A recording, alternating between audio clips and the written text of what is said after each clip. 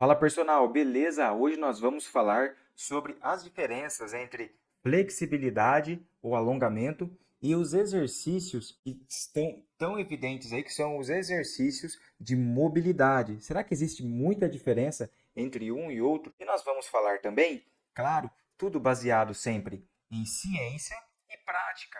Por que isso? Porque muitas vezes fica só na prática, enraizando aqueles erros sem buscar beber um pouco da ciência, dos novos conhecimentos. E o cara, muitas vezes também, que fica só nos artigos, só nas publicações, nunca vai na prática realmente se aquilo é realmente reprodutível. Então, nós somos profissionais baseados em ciência. E isso é uma conversa que eu quero levar aqui sempre de personal para personal. E tudo isso vamos falar logo depois da vinheta. Então agora vamos definir um pouco sobre o alongamento, entender um pouco quais são essas vertentes. Temos o alongamento, que é o alongamento estático, aquele que você faz sozinho. O seu aluno pode fazer sozinho. E temos também o alongamento balístico, que é aquele alongamento com movimentos. E por último, temos o alongamento passivo, que é o alongamento onde o aluno fica parado e você promove o alongamento nele. Você faz a força para que ele possa estar alongando. Quando nós paramos para pensar nesses três tipos de alongamentos, eu vejo que o alongamento dinâmico ele tem uma característica muito similar aos exercícios de mobilidade. Só que com uma pequena ressalva. Os exercícios de mobilidade geralmente envolvem mais que uma articulação. E o alongamento dinâmico, geralmente ele vai trabalhar somente uma articulação. Em alguns casos, eu vejo muito jogadores de futebol executando esses alongamentos dinâmicos para soltar ali a musculatura do quadril. Vamos ver agora algumas definições desses dois tipos de exercícios. Vamos lá então. O alongamento. Exercícios que trabalham a flexibilidade muscular. Alongamentos são exercícios que trabalham a flexibilidade muscular. Com os movimentos, promovem o estiramento das fibras dos músculos, fazendo com que elas aumentem seus comprimentos. Olha só, aumentar comprimento de fibra muscular é uma coisa que eu geralmente fico na dúvida, porque imagina o músculo, ele tem o seu comprimento, ele passa pelas articulações e ele mantém essas articulações estáveis. Então imagina os músculos que estão passando por ali, os ligamentos, os tendões dos músculos, tudo isso estirado. Acredito que essa articulação poderia ficar um tanto quanto mole, frouxa. Então eu não penso que seja essa a função exatamente do trabalho de alongamento. O trabalho do alongamento, eu acredito que ele tem uma relação muito maior, muito mais com o sistema nervoso em possibilitar que aquele músculo ele aumente a sua amplitude e depois retorne à amplitude original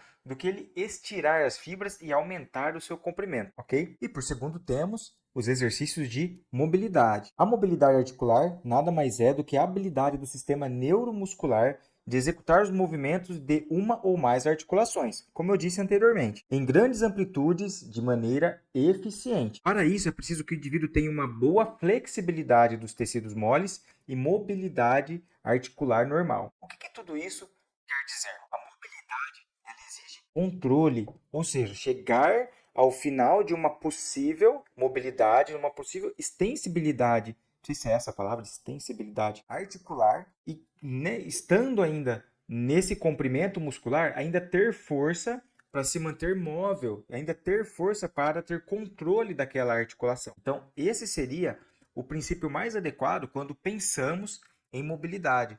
Quando falamos em flexibilidade, muitas vezes fica só mais ligado a aumentar, estender, né?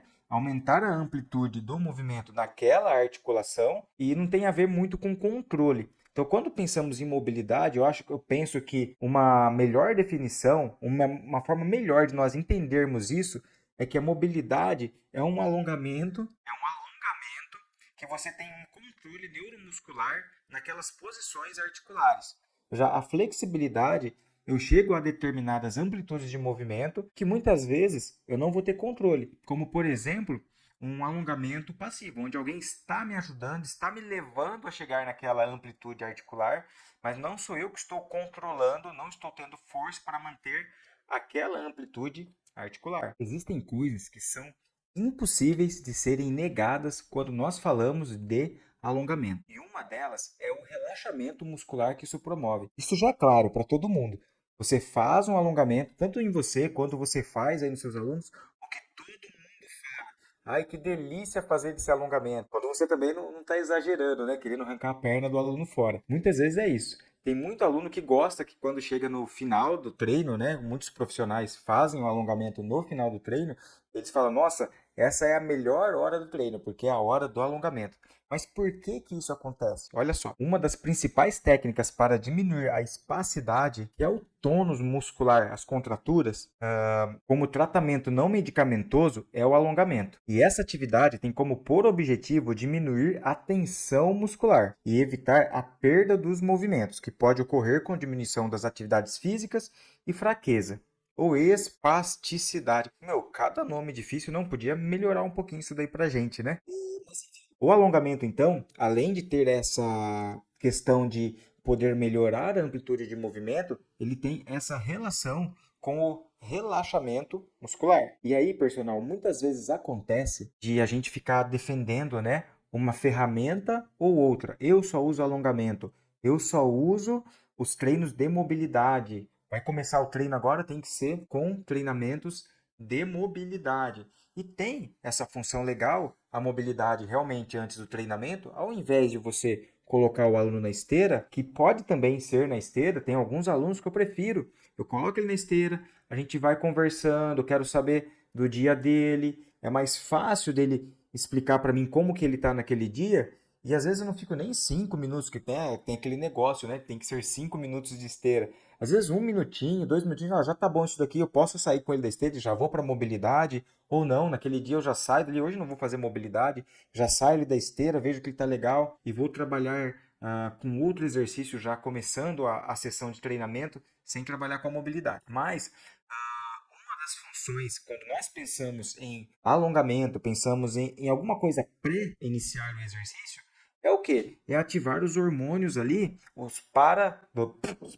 ativar os hormônios simpáticos, ou seja, adrenalina, noradrenalina, ou seja, é o que nós chamamos de aquecimento, preparar o corpo para o treinamento. Então, essa é uma das características que eu acho que é bem legal quando nós falamos de mobilidade. Eu vou preparando o corpo, eu vou aquecendo aquele organismo para começar com um exercício e muitas vezes o ideal é até eu começar com uma mobilidade, com um exercício, com um movimento relacionado ao exercício que eu vou fazer subsequente aquele exercício de mobilidade que eu fiz ali no início pensando em aquecimento, por exemplo. E a gente fica falando do para que serve o alongamento, para que serve a mobilidade, e a gente não pensou aqui numa situação prática falando de indivíduo para indivíduo, né? O que a gente faz com cada tipo de indivíduo que chega para a gente.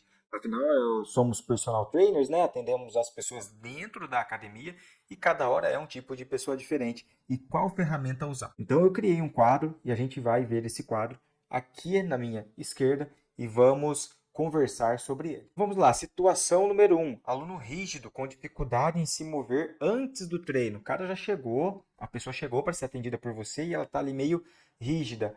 Ou seja, você precisa primeiro dar uma relaxada, né, nos músculos daquela pessoa para começar o treino.